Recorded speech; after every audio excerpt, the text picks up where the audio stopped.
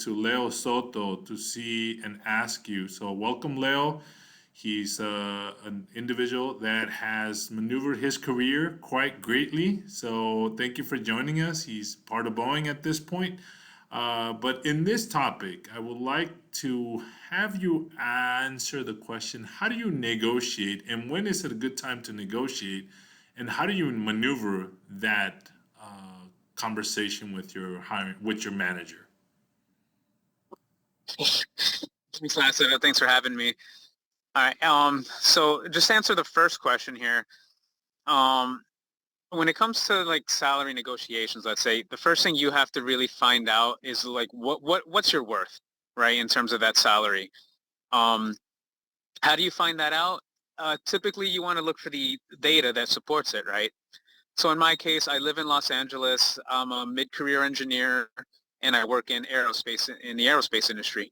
I want to look for the average across the board for that because salaries will change based on industry. They will change based on geographic location. An engineer in California is going to make more than an engineer in Oklahoma. That's just the facts, cost of living. And in the different industries will pay differently, right? One thing I do want to note as I maneuvered in my career, the one thing you do learn is that it's not just necessarily always just the salary that you want to like look into, right?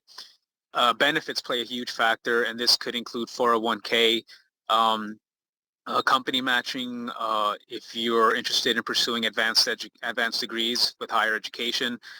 Different companies will have different packages there. PTO, sick time, leave, parental leave for those of us who have family planning involved. So you want to take a look at all those factors. Um, how did I leverage negotiation? I always leveraged it in the sense when I was ready to make a move from one company to the next, knowing that, hey, I'm at a level 2, for instance, and I'm ready for a level 3.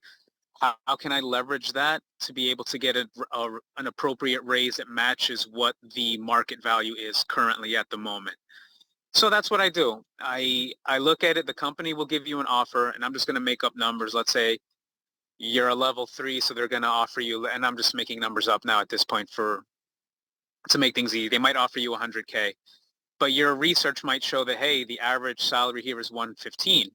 So that's where you start to negotiate, and you just kind of like, hey, I would like to get this value, but you also have to be ready to explain why you deserve that value. So I deserve it because I come with X amount of experience, and I'll provide X, A, B, and C capabilities if you bring me on. And that's pretty much where you start that conversation. And the other aspect to it would be if you're trying to get, let's say, a raise internally within the same company, how do you approach your management with that? You simply you have to have a candid conversation with your manager. Your manager is there to support you in your career, and you have to be ready to explain not just what you want, but why you want it, and what will the company obtain in return for giving you that incremental salary that you're requesting.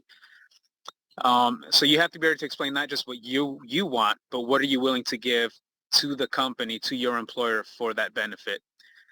The one thing I always tell people, always be ready for the response you're going to get. They might say yes, they might say no, maybe you might meet halfway, but negotiation, remember, every side is looking for their best interest. You're looking for your own, your employer's looking for theirs.